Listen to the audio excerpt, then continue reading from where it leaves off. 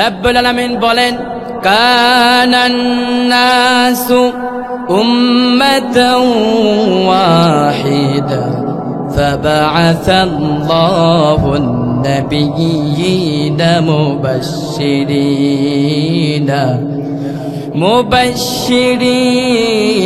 ومنذرين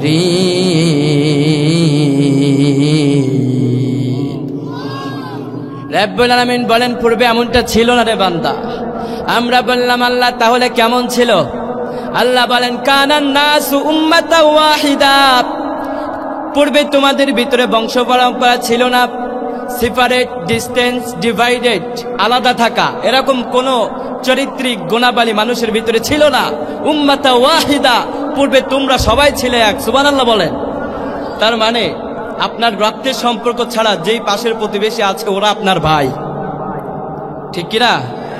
আপনার রক্তের সম্পর্ক ছাড়া যেই মানুষটা কষ্ট পায় পাশে বসে সেটাও আপনার বোন, ঠিক কিনা? এলাকায় যেই মানুষটা সবচেয়ে গরিব, খেতে পারে না, সেটা আপনার পরিবারের অংশ, ঠিক কিনা? সবার উপরে মানুষ সত্য, তাহার উপরে নাই। আমরা মানুষে মানুষে ভেদাভেদ, ডিফারেন্স এবং আলাদা বৈশিষ্ট্য গুণাবলী আমরাই তৈরি করেছি, ঠিক কিনা? আমাদেরকে ঐক্যের প্রাচীর গড়তে হবে। আমাদেরকে সব ভুলে যেতে হবে। কে জামাত ইসলাম করে, কে বিএনপি করে, কে আওয়ামী লীগ করে, কে জাসদ করে, বাসদ করে, আমাদের মাতৃভূমি রক্ষায় আমাদেরকে এক কাতারে শামিল হয়ে শপথবদ্ধ হতে হবে, ঠিক কিনা? আমার পাশে কোনো মুসলিম ভাই কষ্ট পেলে তার সাহায্যে এগিয়ে যেতে হবে। শুধু মুসলিম না, কোনো অমুসলিমও যদি কষ্ট পায় তার সাহায্যে আমাদেরকে এগিয়ে যেতে হবে, ঠিক কিনা? এটার নাম হচ্ছে ইসলাম। এটার নাম কি?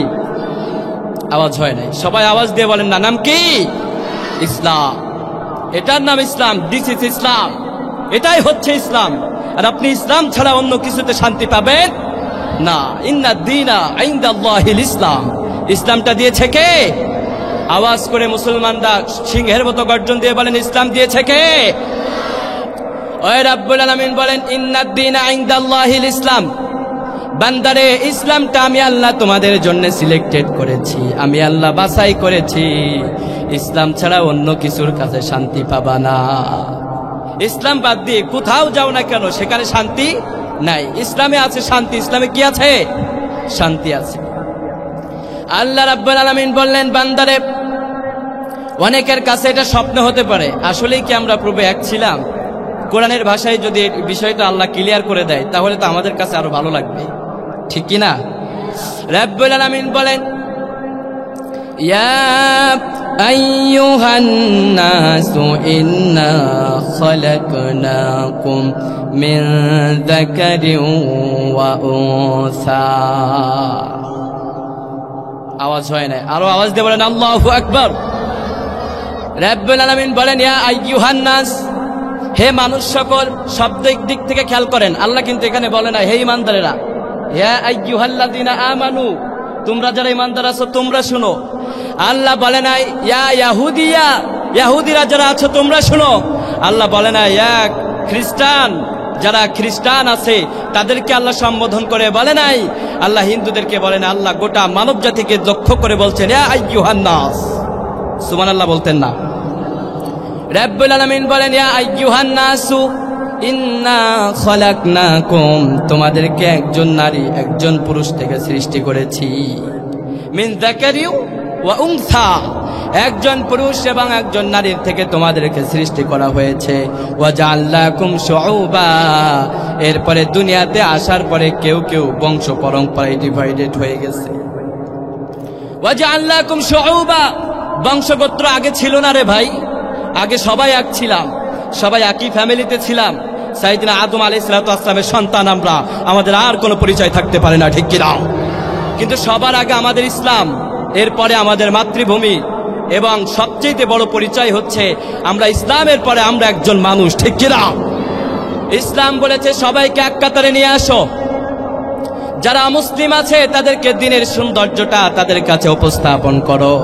তোমাদের ভিতরে সেপারেট, আলাদা করার জন্য আমি আল্লাহ তোমাদেরকে পৃথিবীতে পাঠাই না। আলাদা করার জন্য ভাই আল্লাহ আমাদেরকে পৃথিবীতে পাঠায় নাই। কে কোন পুরীর মুরিদ, কে জামাত ইসলাম করে, বিএনপি করে, দ্যাটস এনাফ, সেটা তার কাছে। তার পার্সোনালিটিটা, এটার সাথে আমাদের কোনো সম্পর্ক নেই। মসজিদে যে নামাজ পড়ে সেও আমার ভাই, যে মন্দিরে যায় সেও আমার ভাই, ঠিক কিনা? কিন্তু ইমানের ভিত্তিতে আমাদের একটা পরিচয় আছে, সেটা হচ্ছে ইসলাম, ঠিক কিনা?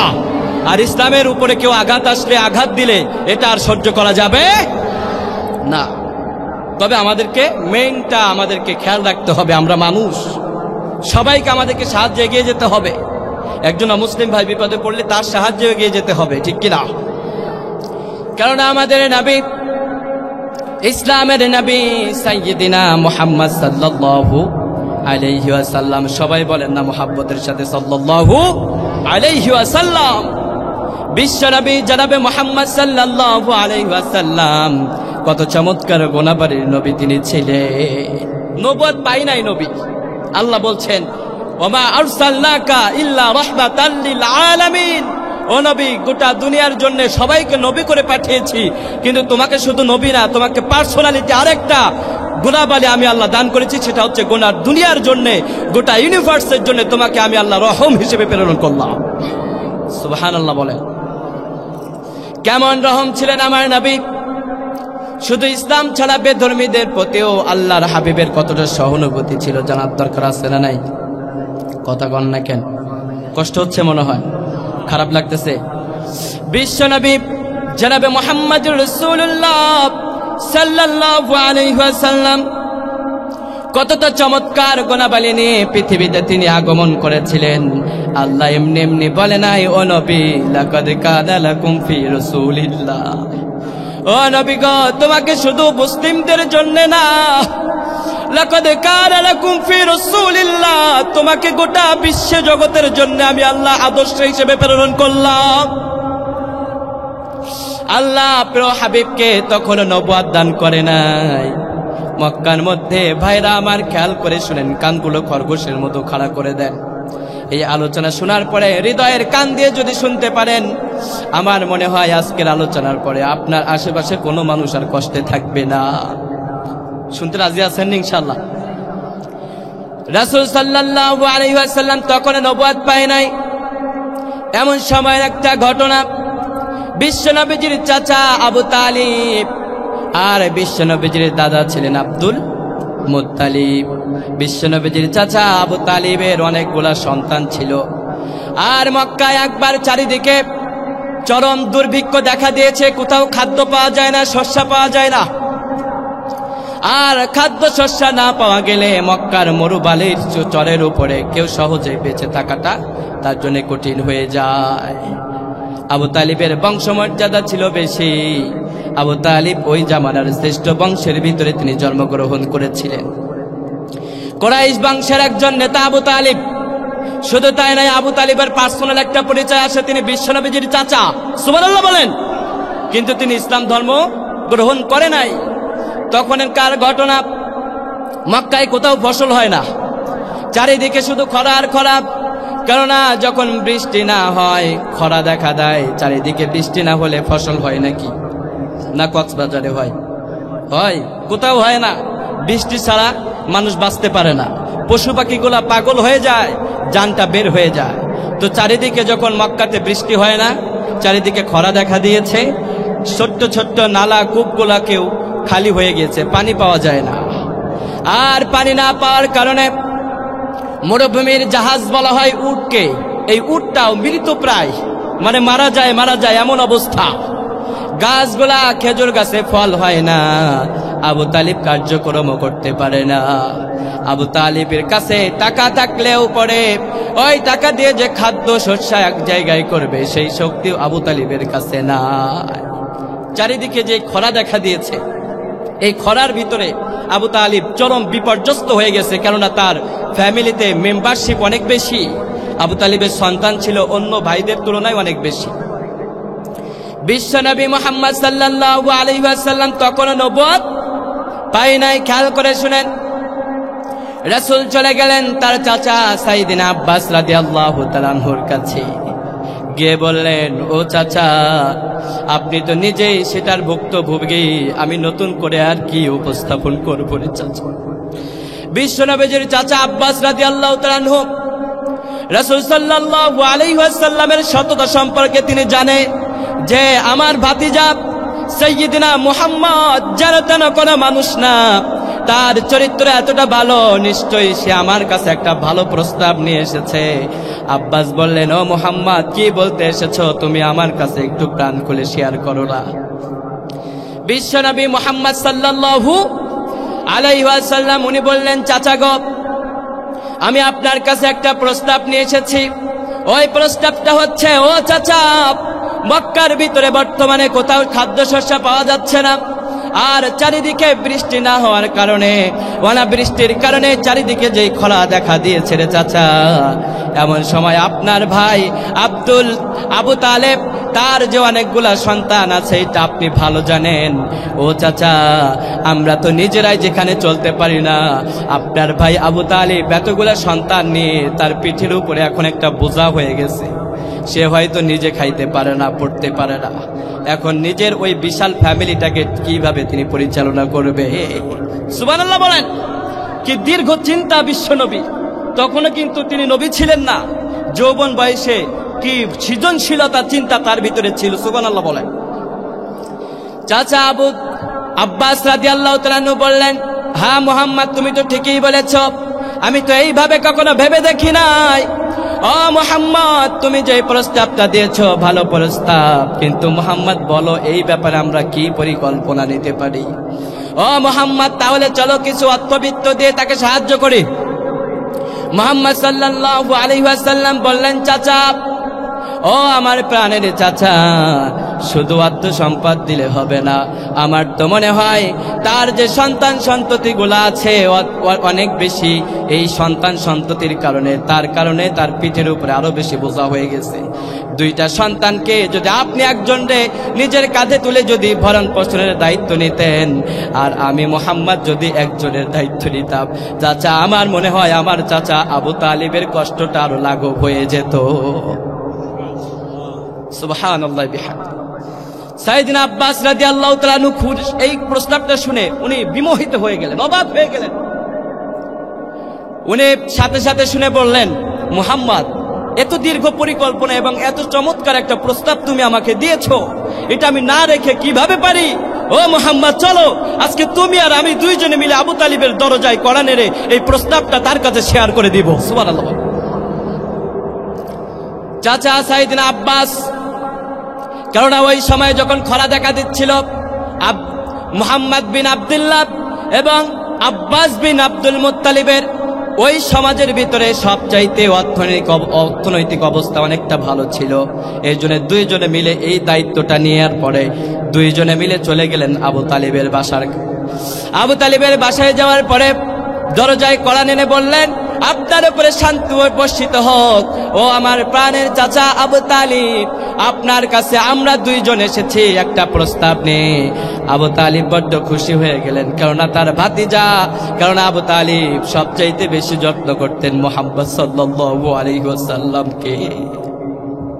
সুবহানাল্লাহ, বড্ড বেশি যত্ন করতেন রাসূলকে। রাসূলের আগমন দেখে আবু তালিব বড্ড খুশি হয়ে গেছে। আবু তালিব বলতেছে, ও মুহাম্মদ, তুমি কি প্রস্তাব নিয়ে এসেছো? আমার ঘরে এসেছো, আমি তো বড্ড খুশি হয়ে গেছি। প্রস্তাব ছাড়ো, আগে তুমি আমার বাসাতে এসে বসো। ও মুহাম্মদ, আমি তোমার মেহমানদারি করতে পারলে বড্ড খুশি হয়ে যাব। রাসূল বললেন, চাচা, মেহমানদারি পরে, কিন্তু আগে আমার একটা প্রস্তাব আছে আপনার কাছে। উনি বললেন, কি প্রস্তাব, আমাকে বলো। সাইয়েদনা আব্বাসকে একবার বিশ্বনবী বললেন, চাচা, আপনি এই প্রস্তাবটা দেন। চাচা আব্বাস বলে, ও মুহাম্মদ, না, তুমি যেইভাবে সাজিয়ে গুছিয়ে বলতে পারবা রে মুহাম্মদ, অত চমৎকার ভাবে আমি বলতে পারবো না। মুহাম্মদ, তুমি নিজেই এই কথাটা শেয়ার করো। সুবহানাল্লাহ। বিশ্বনবী এবার বললেন, চাচা, আমার প্রাণপ্রিয় চাচা, ছোটবেলার থেকে আপনি আমাকে অনেক বেশি টেক কেয়ার করেছেন। চাচা, আজকে এই খরার ভিতরে চারিদিকে যেই দুর্ভিক্ষ দেখা দিয়েছে, চাচা, আমি তো আপনার অর্থনৈতিক অবস্থা সম্পর্কে জানি রে চাচা। কতটা আদব সহকারে তিনি প্রস্তাবটা দিচ্ছেন, খেয়াল করে শুনেন।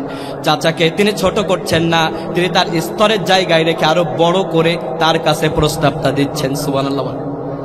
বলছেন, চাচা, মক্কাতে যে চরম অবস্থা, দেখা দিয়েছে চাচা, এই অবস্থার ভিতরে আল্লাহ তাআলা আপনাকে তো অনেক সন্তান সন্ততি দিয়েছে, তো এই অবস্থায় আপনি কিভাবে সার্ভাইভ করবেন? আমরা তো দেখতে পাচ্ছি আপনার এতগুলা সন্তান সন্ততি নিয়ে আপনি নিজেও কষ্টের ভিতরে আছেন চাচা, কিছু যদি মনে না করেন আপনার 2 জন সন্তানকে আমাদের কাঁধে তুলে দেন।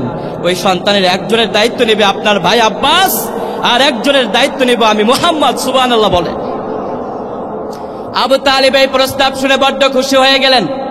আবু তালিব বললেন, মুহাম্মদ রে, যদি তোমাকে নিয়ে যেতে হয়, যে কোনো একজনকে যদি নিতে হয় রে মুহাম্মদ, তাহলে ও মুহাম্মদ তোমার কাছে প্রস্তাব দিই, ও মুহাম্মদ তুমি শোনো, 2 জনকে নিয়ে যাও, তবে আমার বড় ছেলে ওয়াকিলকে রেখে বাকি 2 জনের ভিতরে বাকি যে কোনো 2 জনকে তোমরা নিয়ে যাও।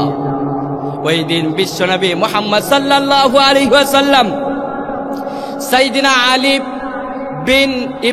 ইবনে আব্দুল মুত্তালিব, আলী ইবনে আবু তালিব রাদিয়াল্লাহু তাআলা আনহুকে ওই দিন ছোট্ট থাকতেই তার কাঁধে, বিশ্বনবীজির কাঁধে তিনি দায়িত্বটা নিয়ে বিশ্বনবীজি বললেন, চাচা আবু তালিব, আমি আপনার সন্তান আলীকে আমার কাঁধে তুলে নিচ্ছি। চাচা, এই আলীর দায়িত্বটা আমার কাছে থাকবে এবং এতদিন পর্যন্ত থাকবে। চাচা আপনি মাইন্ড করবেন না, এই দায়িত্বটা আমি এতদিন পর্যন্ত নিতে চাই যতদিন পর্যন্ত আপনি সচ্ছল না হচ্ছেন, এবং আপনি যদি মনে করেন যে আলীকে আমার কাছে রেখে দেবেন, ইনশাআল্লাহ আমি আলীকে নিজের দায়িত্বে রেখে দিতে পারবো। এরপরে আব্বাস রাদিয়াল্লাহু তাআলা আনহু বললেন, মুহাম্মদ যেহেতু আলীকে নিচ্ছে, আমি আর কাকে নেব? আমি জাফর বিন আবু তালিবকে আমার নিজ দায়িত্বে নিয়ে নিলাম। ওই দিন মুহাম্মদ সাল্লাল্লাহু আলাইহি ওয়াসাল্লামের একটা সিদ্ধান্তে আবু তালিব তখনও ইসলাম ধর্ম গ্রহণ করে নাই, বিশ্বনবী তখনও নবুয়ত পায় নাই।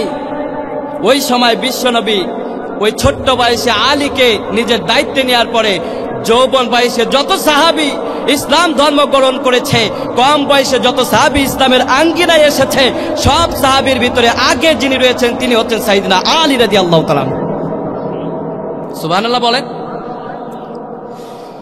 ইতিহাসের ভিতরে এসেছে সাইয়্যিদিনা আলী রাদিয়াল্লাহু তাআলা আনহু যত যৌবন বয়সে যত সাহাবীরা ইসলাম ধর্ম গ্রহণ করেছে, বিশ্বনবীজির সাথে আসার কারণে বিশ্বনবীজির চরিত্র দেখেছে, বিশ্বনবীজির সাথে চলেছে আলী, আর চলাফেরা করার কারণে সকল কিশোর সাহাবীদের আগে সবার আগে ইসলাম ধর্ম গ্রহণ করেছিলেন সাইয়্যিদিনা আলী।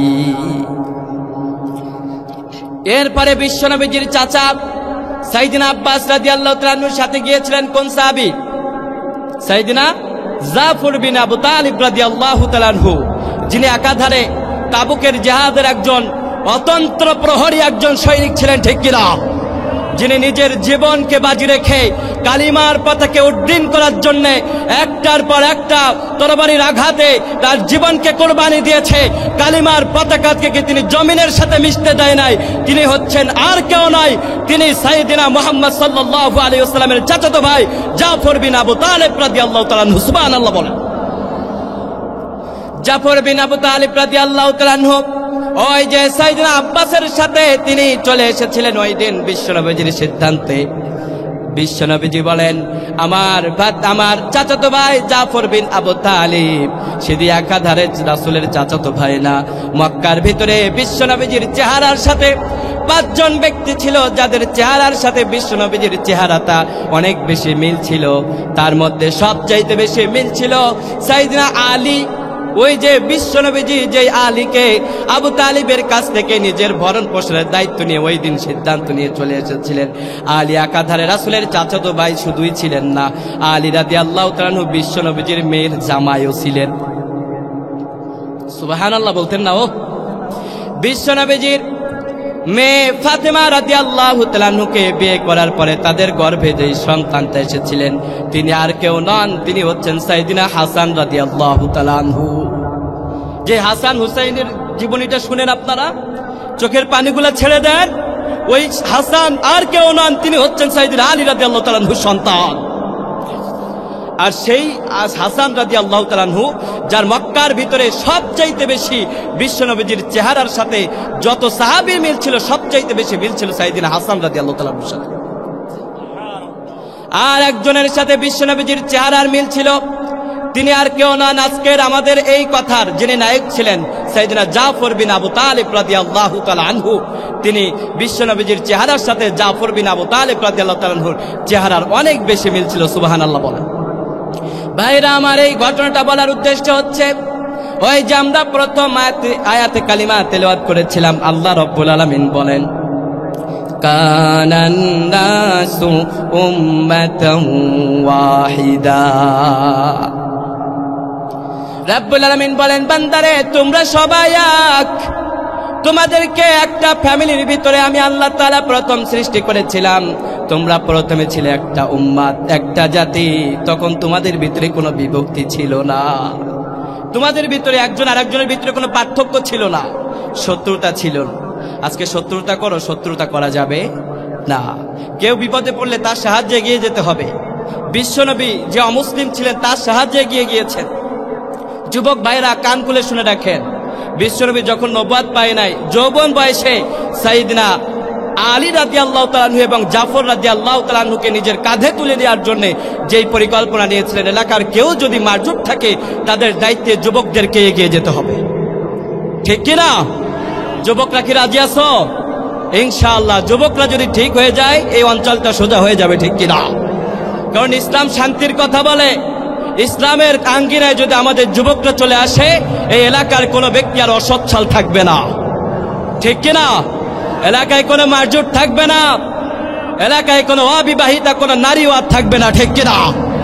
কারণ যুবকরা শুধু অসহায়দের দায়িত্ব নেবে বিষয়টা এমন নয়, কোনো অবিবাহিতা নারীও যদি থাকে তাদের বিবাহের জন্য যুবকদেরকে এগিয়ে যেতে হবে ইনশাআল্লাহ। তবে টিচিং করে নাই, জায়েজে যে তাদেরকে বিবাহের প্রস্তাব দিতে হবে।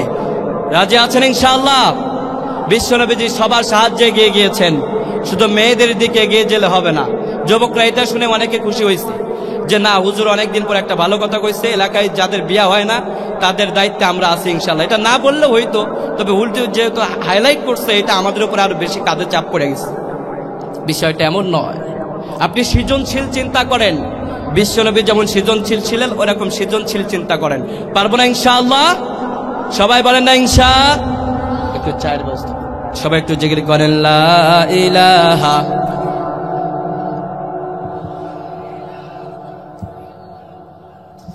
লা ইলাহা, আরো জোরে লা ইলাহা। জাস্ট 1 মিনিট,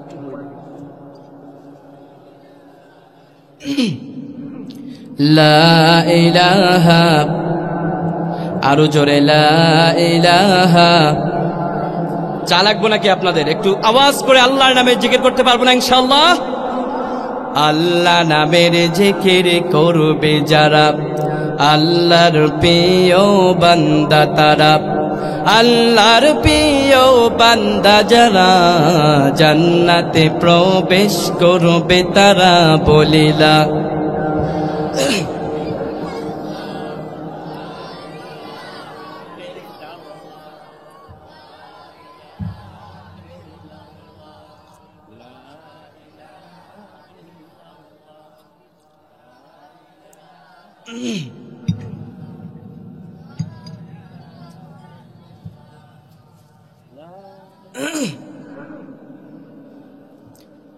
লা ইলাহা লা ইলাহা ইল্লাল্লাহু মুহাম্মাদুর রাসূলুল্লাহ। সবাই আওয়াজ করে বলেন সাল্লাল্লাহু আলাইহি ওয়াসাল্লাম। ভাইরা আমার, মানুষ হতে হবে আমাদেরকে, ঠিক কিনা? মুসলিম হওয়ার আগে আমাদেরকে কি হতে হবে? মানুষ। কারণ আমরা দুই চোখে যে এতগুলা মানুষ দেখছি সবাই কিন্তু মানুষ নয়, ঠিক কিনা? এগুলো হচ্ছে জনসংখ্যা, কিন্তু মানুষ তো সবাই হতে পারে না, ঠিক কিনা বলেন? আমরা যদি সবাই মানুষ হতে পারতাম আমাদের বাংলাদেশে চুরি থাকতো না, ডাকাতি থাকতো না, মোড়ে মোড়ে ইফটিজিং থাকতো না, আমার পর্দানিশী মা বোনরা নির্দ্বিধায় নির্ভয়ে রাস্তাঘাটে চলাফেরা করতে পারতো, ঠিক কিনা? কিন্তু মানুষ নামেও কিছু কিছু পশু আমাদের সমাজে বাস করে, ঠিক কিনা? ওদের দেখতে মানুষের মতো কিন্তু ভিতরে মানুষত্ব থাকে না, ঠিক কিনা বলেন? এজন্য সবার আগে আমাদেরকে কি হতে হবে? মানুষ হতে হবে। আগে মুসলিম হওয়াটা জরুরি নয়, আগে আপনাকে মানুষ হতে হবে। একজন মুসলিম মুসলিম হয়েছে ঠিক, কিন্তু তার ভিতরে মানুষের গুণাবলী নাই। যত রকম অপকর্ম আছে সব কর্মের সাথে তার সাথে সম্পর্ক। এটা কি মানুষ না পশুর চাইতে নিকৃষ্ট? নিকৃষ্ট। এটা কোরআনের ভাষা না আমার ভাষা। বাল হুম আদল, আল্লাহ বলছেন উলাইকা কাল আনআম, যারা মানুষ হতে পারে না ওরা মানুষের কাতারেও পড়ে না, ঠিক কি না? আল্লাহ বললেন ওরা চতুষ্পাদ জন্তুর মতো। উলাইকা কাল আনআম, যারা মানুষ হতে পারে না আল্লাহ তাদেরকে কি বলছে? ওরা চতুষ্পাদ জন্তুর মতো। ওরা শুনে, অন্তর আছে, সবকিছু আছে, কিন্তু ওরা ভাবে না, ঠিক কি না? উলাইকা কাল আনআম বাল হুম আদল। আল্লাহ রাব্বুল আলামিন বলেন ওদের ভিতরে মানুষত্ব নাই, ওরা চতুষ্পাদ জন্তুর চাইতে নিকৃষ্ট। বলুন তো এমন মানুষ আমাদের সমাজে নাই? আছে। যারা আপনার মতো মুসলিম দাবিদার করে, মুখে দাড়ি, মুখে কি আছে? দাড়ি আছে, দেখলে মনে হয় জান্নাত থেকে পালাই আইছে, ঠিক নেই? আবার মসজিদে গেলেও চুলকানি, মাহফিলে গেলেও চুলকানি, ঠিক কি না? এমন মানুষ আছে না নাই? দেখতে মানুষ, কর্মে মানুষত্ব পাওয়া যায় না, ঠিক কি না? দেখতে মুসলিম, আমাদের সাথে নামাজ আদায় করে, কিন্তু ভিতরে মানুষ মুসলিমত্ব থাকে না। এমন মানুষ আছে না নাই? রাব্বুল আলামিন বলেন ওদের একটাই পরিচয় আছে, ওদের একটা পরিচয় আছে। কি পরিচয়? সেটা হচ্ছে নিফাক। সেটা কি? এই দুইটা পরিচয় আমরা জানবো। আমরা প্রথমে কি জেনেছি? মানুষ হতে হবে আমাদেরকে, কি সবার উপরে মানুষ সত্য, তাহার উপরে নাই। আমরা মানুষে মানুষে বিবাদ করব না। কেউ বিপদে পড়লে তার সাহায্যে এগিয়ে যেতে হবে, কিন্তু কোন মুসলিমও বিপদে পড়লে আমাদের সমাজে দেখবেন তার সাহায্যে এগিয়ে যাওয়া তো দূরে থাক, ওরে আরো ডাবাইতে পারলে আরো শান্তি পায়। আছে না নাই? এর জন্য দুইটা খুবই গুরুত্বপূর্ণ আলোচনা। এটা কি আপনাদের জানার দরকার না? এটা দৈনন্দিন জীবনের জন্য যেমন প্রয়োজনীয়, একই সমাজে বসবাস করার জন্য এই সমস্ত মানুষের পরিচয়টা জানাটাও আমাদের জন্য প্রয়োজনীয়, ঠিক কিনা বলেন? এর জন্য ওদের পরিচয় যদি একটু জানা যায় সেটা আমাদের জন্য কল্যাণ না কল্যাণ? কল্যাণ। ওদের ব্যাপারে আল্লাহ রাব্বুল আলামিন আরো একটি সূরার ভিতরে আল্লাহ আলোচনা করেছেন, যেই সূরাটার নাম হচ্ছে সূরাতুল মুনাফিক। সূরাটার নাম কি? আওয়াজ করে বলতে হবে, সূরাটার নাম কি? আমি এদের বৈশিষ্ট্য বলে আমার মূল আলোচনায় আবার ফিরে যাব। কষ্ট হবে আপনাদের? কষ্ট হবে কি? আলহামদুলিল্লাহ বলেন। ওদের ব্যাপারে আল্লাহ রাব্বুল আলামিন সূরাতুল মুনাফিকুনটা নাজিল করেছেন। আল্লাহ বলেন এই পৃথিবীতে তোমাদের মতো দেখতে মানুষ আছে, অনেক মানুষ আছে তোমাদের মতো দেখতে, দেখতে সুন্দর, পরনে জুব্বা, মুখে দাড়ি, কিন্তু ভিতরে ওদের ভিতরে মানুষত্ব থাকে না। ওদের একটাই পরিচয় হচ্ছে ওরা হচ্ছে মুনাফিক। ওরা কি? আওয়াজ করে বলতে হবে, ওরা কি? আর রাব্বুল আলামিন ওদের পরিচয় বর্ণনা করতে গিয়ে কোরআনের ভিতরে অসংখ্য জায়গায় মুনাফিকের ব্যাপারে আল্লাহ আলোচনা করেছেন। রাব্বুল আলামিন বলেন এই কোরআনের ভিতরে আমি আল্লাহ মুনাফিকদের ব্যাপারে একটা সূরা নাজিল করেছি যার আয়াত সংখ্যা অনেক, কিন্তু যেই এর বিপরীতে আরো একটা জাত এবং আরেকটা জনগোষ্ঠী আছে, তাদের নাম হচ্ছে কাফির, যারা তোমাদের আল্লাহর প্রতি ঈমান আনয়ন করে নাই। ওদের ব্যাপারে ছোট্ট একটা সূরা আমি আল্লাহ নাজিল করেছি, ঠিক কি না? রাব্বুল আলামিন ওদের ব্যাপারে বলেন ইযা জাআকাল মুনাফিকুনা ক্বালু নাশহাদু ইন্নাকা লারাসূলুল্লাহ।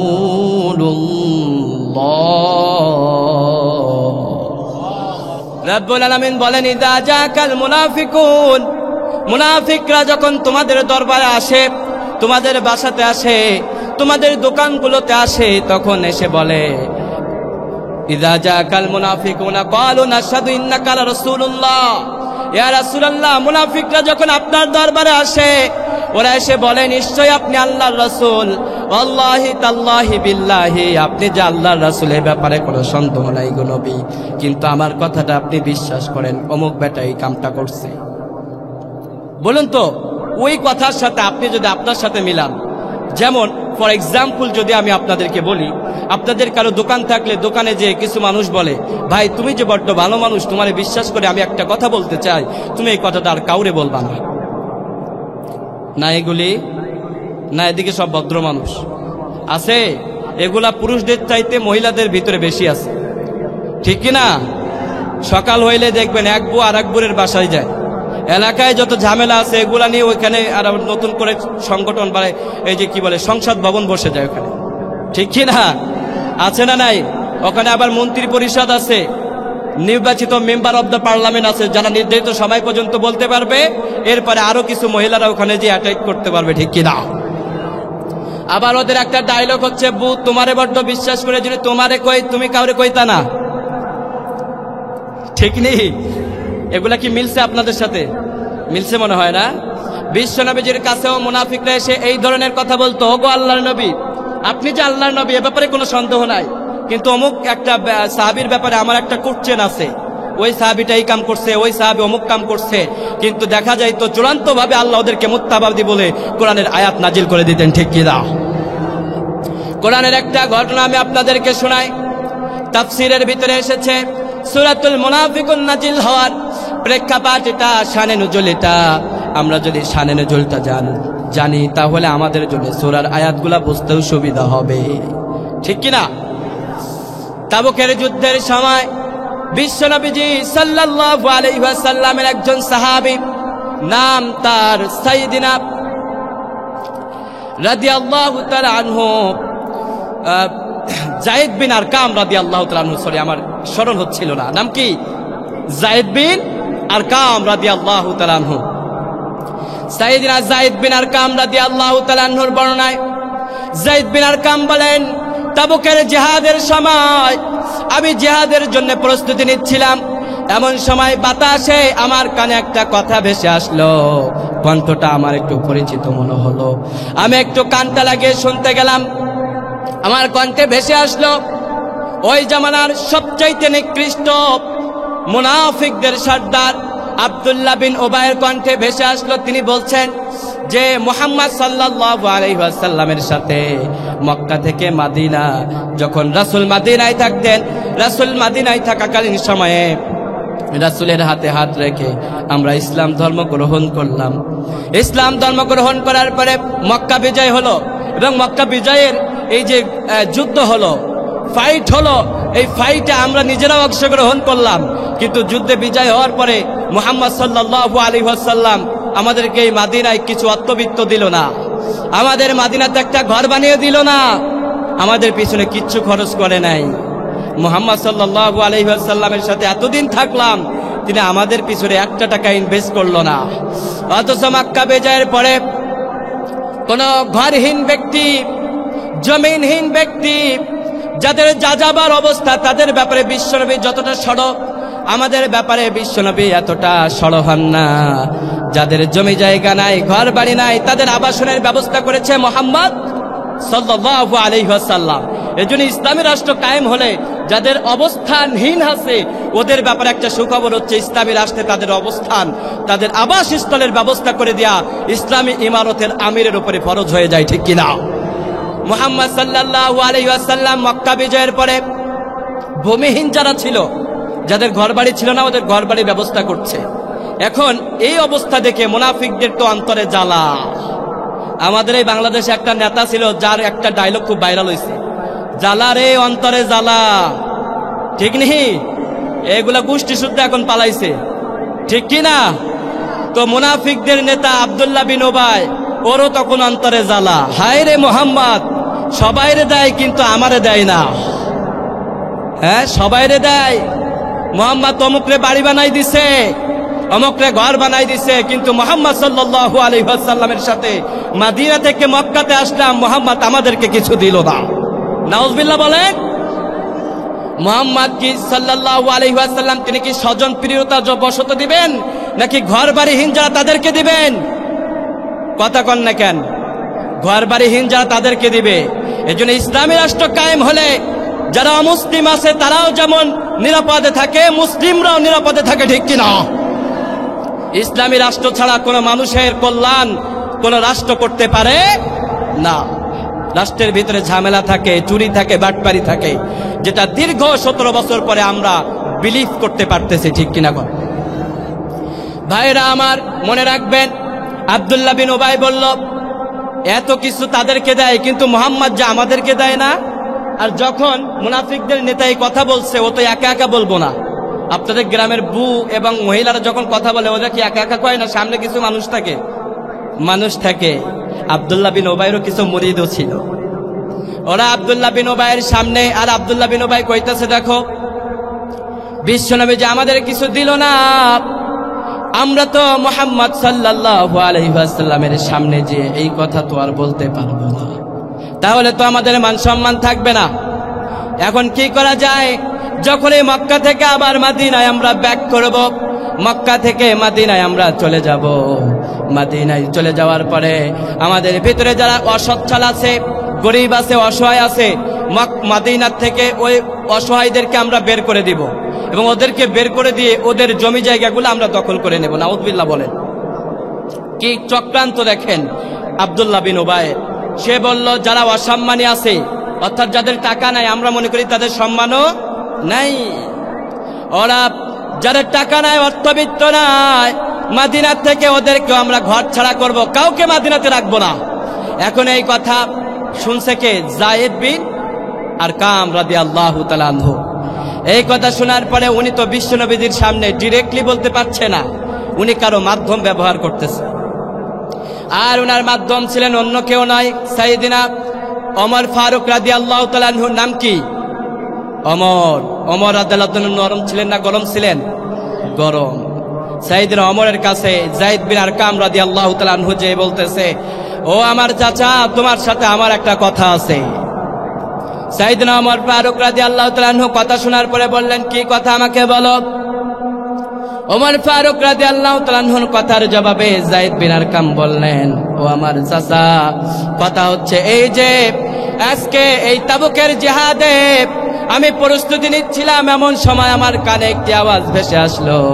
আমি একটু খেয়াল করে শুনলাম এবং শুনতে পেলাম আব্দুল্লাহ বিন উবাই বলছে যে মুহাম্মাদের সাথে মদিনাতে এতদিন থাকলাম, মদিনা থেকে মক্কাতে আসলাম, মক্কায় আসার পরে মুহাম্মদ সবাইরে অনেক কিছু দেয়, অনেক টাকা ইনভেস্ট করে তাদের পিছনে, কিন্তু মুহাম্মাদের সাথে মদিনা থেকে যে মক্কায় আসলাম, মক্কায় আসার পরে মুহাম্মদ সাল্লাল্লাহু আলাইহি ওয়াসাল্লাম আমাদেরকে একটা টাকা দেয় না। ও আমার চাচা শুধু এই কথাই বলে নাই, সে আরো বলেছে মক্কা থেকে মদিনায় যখন ব্যাক করবে, মদিনাতে যে যত অসম্মানী ব্যক্তি আছে, সাহাবী আছে, তাদেরকে মদিনা থেকে ঘরচ্যুত করে, বাস্তুচ্যুত করে মদিনা থেকে তাদেরকে মক্কায় পাঠিয়ে দিবে। নাউযুবিল্লাহ বলেন। এই কথা সাইয়েদনা ওমর ফারুক রাদিয়াল্লাহু তাআলা আনহু জানার পরে উনি আর সহ্য করতে পারলেন না, উনি দৌড় দিয়ে চলে গেলেন সাইয়েদনা মুহাম্মদ সাল্লাল্লাহু আলাইহি ওয়াসাল্লামের কাছে। মুহাম্মদ সাল্লাল্লাহু আলাইহি ওয়াসাল্লামের কাছে যে বললেন, ও আমার নবী, ও আমার প্রাণের নবী, আপনার নামে একটা কথা আছে, একজন ব্যক্তি ইসলামের বিরুদ্ধে চক্রান্ত করছে গো নবী। সাইয়েদনা ওমরের কথা শুনে বিশ্বনবী বললেন, ও ওমর, তুমি খোলাসা করে বলো, স্পষ্ট করে বলো, কার ব্যাপারে কথা তুমি বলতে চাও। সাইয়েদনা ওমর বললেন, ও নবী, একটা কথা আছে, ওই কথা হচ্ছে আমি শুনতে পেলাম যায়েদ বিন আরকাম আমার কাছে একটা কথা শেয়ার করেছে, আপনার একজন সাহাবী আব্দুল্লাহ বিন উবাই তাবুকের জিহাদের সময় সে এমন এমন করে কথাগুলা শেয়ার করেছে। বিশ্বনবীজি কথা শোনার পরে ডিরেক্টলি বিশ্বাস করেন নাই। বিশ্বনবী বললেন, যেহেতু এই কথা বলছে, তাহলে আগে যায়েদকে ডাকো, যায়েদ যেহেতু বলছে তোমার সাথে, যায়েদ এটা বলছে কিনা এটা আগে আমার সত্যায়িত করা দরকার। সুবহানাল্লাহ বলেন। যায়েদ বিন আরকাম রাদিয়াল্লাহু তাআলা আনহুকে ডাকা হলো। যায়েদ বিন আরকাম বিশ্বনবীজির দরবারে হাজির। ওই সময় কিছু আনসারী সাহাবী ও বিশ্বনবীজির দরবারে হাজির। সুবহানাল্লাহ বলেন। যায়েদ বিন আরকাম বিনয়ের সাথে বিশ্বনবীকে এসে সালাম বিনিময় করে বলছেন, ইয়া রাসূলুল্লাহ সাল্লাল্লাহু আলাইহি ওয়াসাল্লাম, আপনি আমাকে ডেকেছেন গো নবী। বিশ্বনবী বললেন, ও আমার যায়েদ, তোমাকে তো ডেকেছি। বিশ্বনবী বললেন, ও যায়েদ, আমি যেই কথা শুনলাম এটা সত্য না মিথ্যা? যায়েদ বিন আরকাম রাদিয়াল্লাহু তাআলা আনহু বলেন, ইয়া রাসূলুল্লাহ, আপনি যা শুনেছেন সবটা সত্য।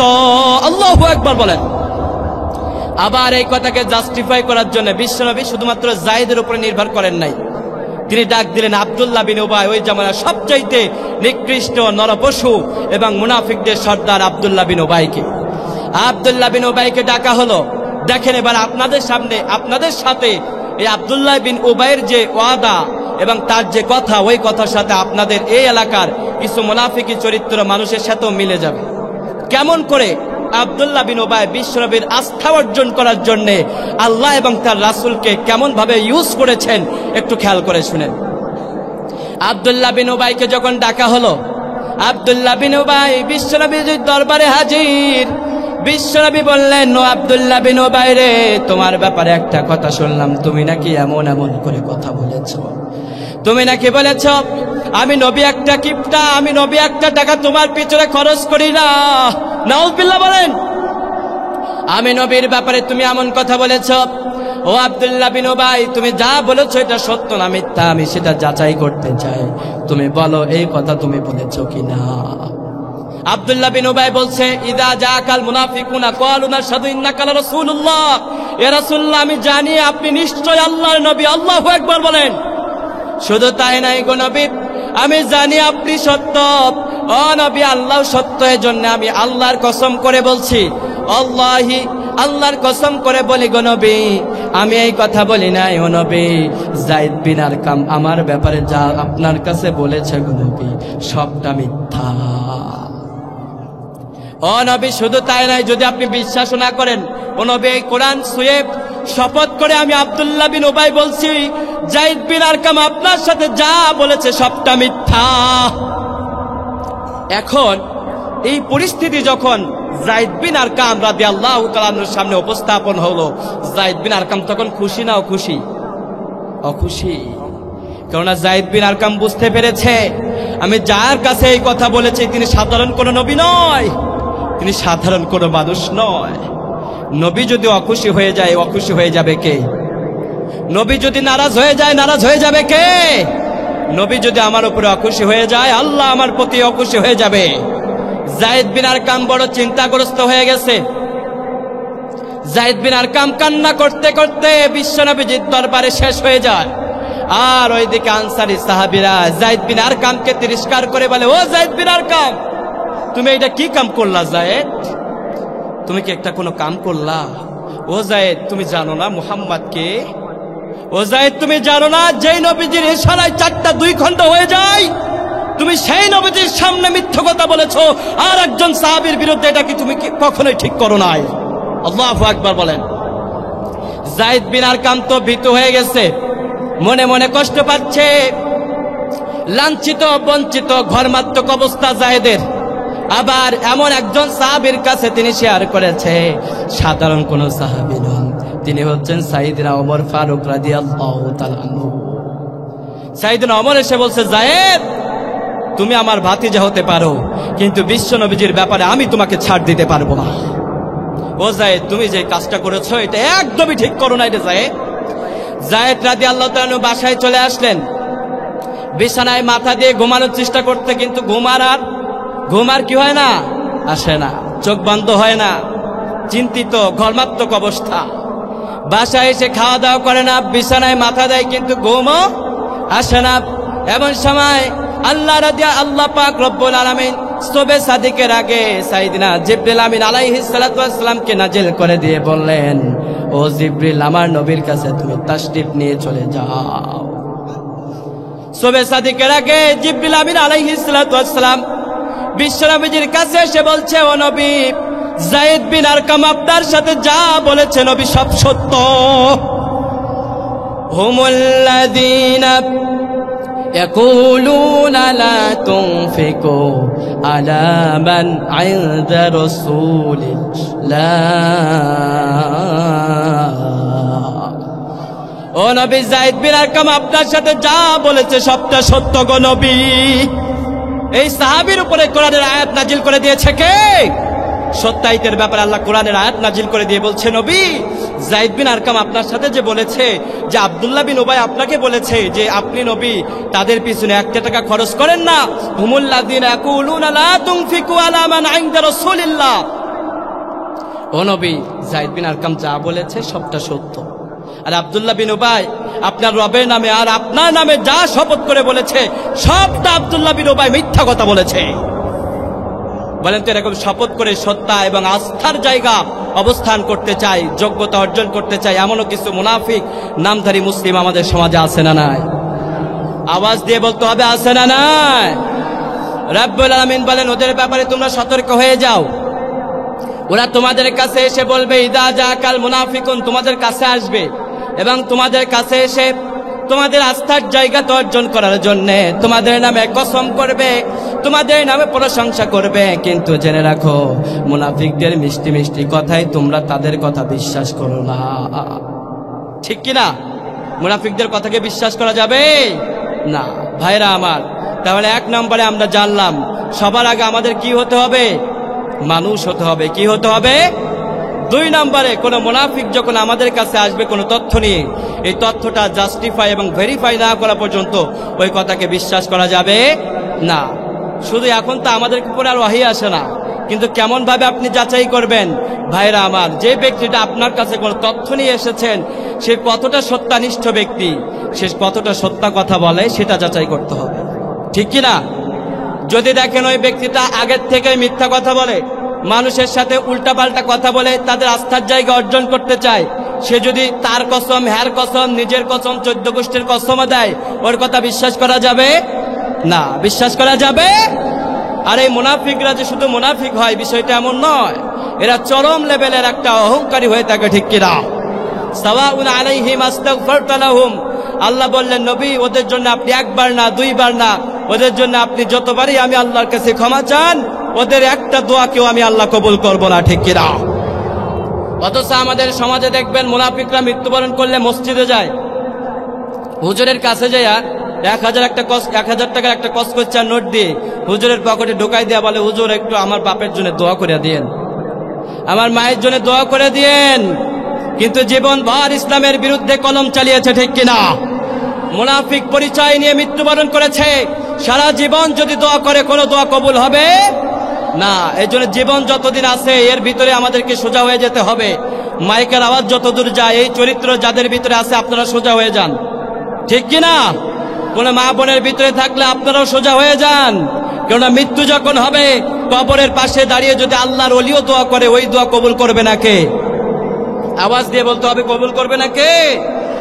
রাব্বুল আলামিন বলেন সাওয়াউন আলাইহিম আস্তাগফারতা লাহুম আম লাম তাস্তাগফির লাহুম ইন তাস্তাগফির লাহুম সায়াবগিনা মাররা। রাব্বুল আলামিন বলেন আমার নবী মুহাম্মদ সাল্লাল্লাহু আলাইহি ওয়াসাল্লাম তোমাকে জানিয়ে দিলাম ও নবী ওদের ব্যাপারে যত দোয়া আপনি করেন না কেন, মুনাফিকদের ব্যাপারে যত দোয়া করেন না কেন গো নবী, কোন দোয়া আমি আল্লাহ কবুল করব না।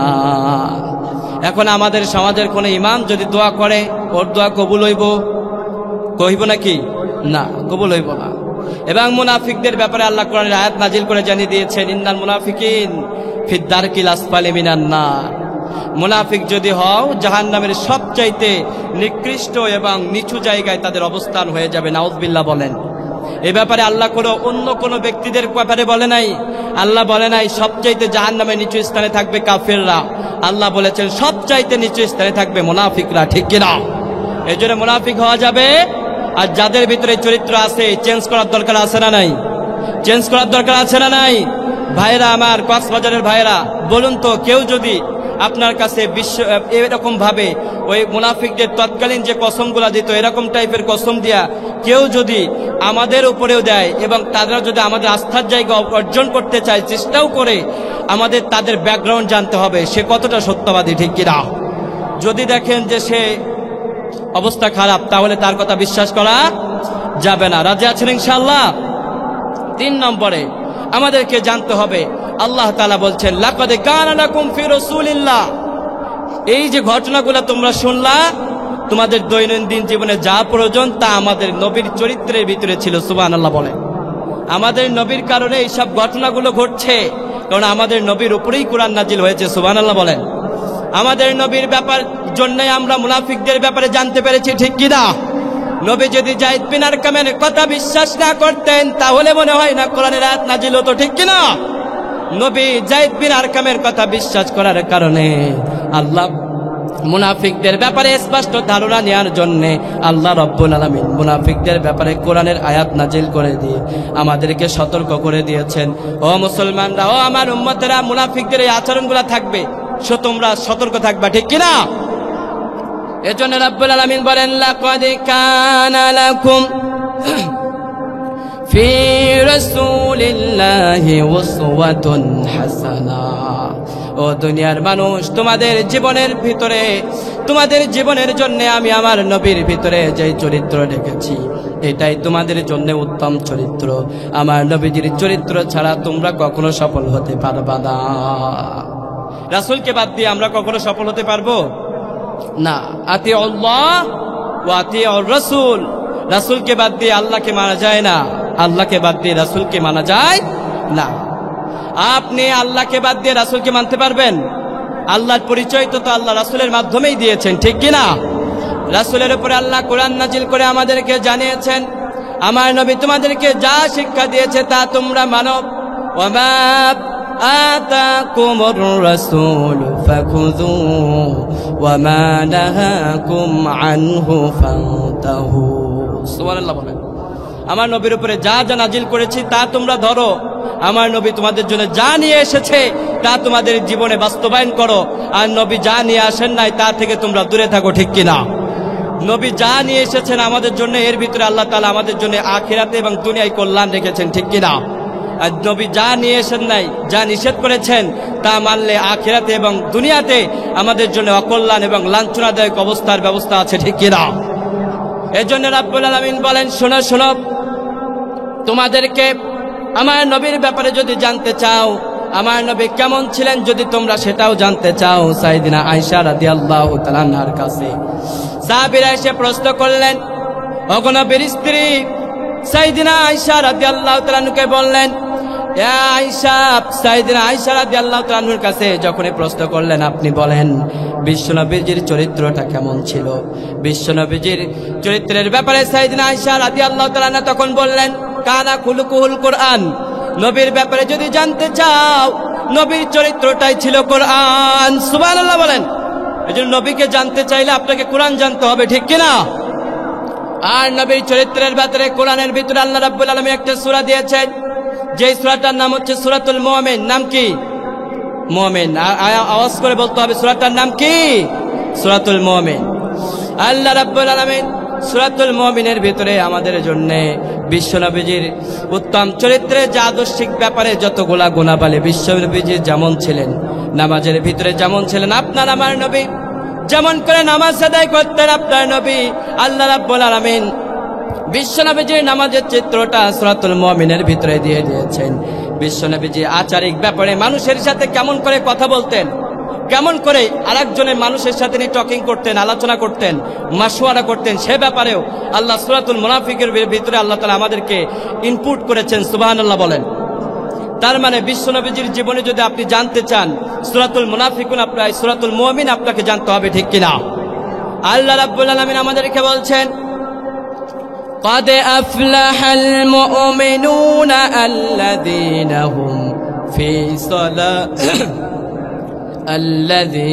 هم في صلاتهم خاشعون। রাব্বুল আলামিন বলেন, قد أفلح المؤمنون, তোমরা যদি সফল হতে চাও, قد أفلح المؤمنون, এই কথা তোমরা জেনে রাখো, সফল হয়েছে তারা ঈমান এনেছে যারা, আমার নবী ঈমান এনেছিল, এবং আমার নবীজির উপরে যারা ঈমান এনেছে তারা তৎকালীন সময়েও সফল হয়েছে। আজও যদি কেউ আল্লাহর হাবিবের প্রতি, আল্লাহর প্রতি একানিষ্ঠভাবে ঈমান আনয়ন করে, তাদেরকেও সফলতার ওই মানদণ্ডে একবদ্ধ করে, একই কাতারে সীমাবদ্ধ করে দিবে কে? আল্লাহু আকবার বলেন।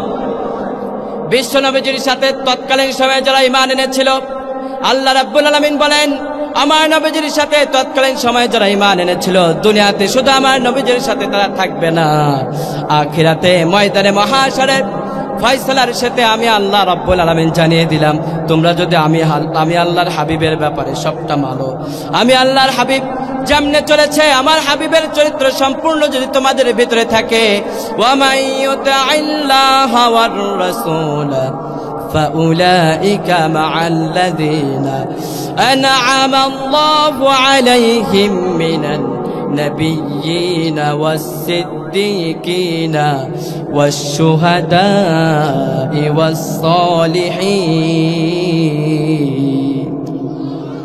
আমার নবীজির চরিত্রগুলো যদি তোমাদের ভিতরে থাকে, ও আমার বান্দারা, জানিয়ে দিলাম, তোমরা রাসূলকে দেখো নাই, সাহাবীদেরকে দেখো নাই, নবীদেরকে তোমরা দেখো নাই, কিন্তু রাসূলের প্রতি পূর্ণাঙ্গ ঈমান এনে রাসূল যা যা করেছে তা তা যদি করতে পারো, ময়দানে মহাশরে হিসাব নিকাশ শেষে রাসূলের সাথেই তোমাদেরকে জান্নাত দান করে দেওয়া হবে।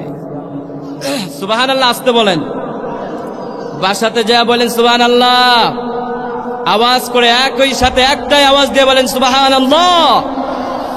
রব্বুল আলামিন বলেন, যদি তোমরা আমার রাসূলের জীবনকে পূর্ণাঙ্গ মানো, ওয়া মায়ুতিল্লাহ, আমাকে মানো, ওয়া মায়ুতিল্লাহ ওয়ার রাসূল, আমার রাসূলকে মানো, ফাউলাইকা মাআল্লাযিনা আনআমা আল্লাহ, তবে জেনে রাখো আমি এবং আমার রাসূলকে মানার কারণে কিয়ামতের ময়দানে তোমাদের সঙ্গী হবে তারা, দুনিয়াতে মিনান নাবিয়্যিন, যারা নবী ছিল তারা তোমাদের সঙ্গী হয়ে যাবে।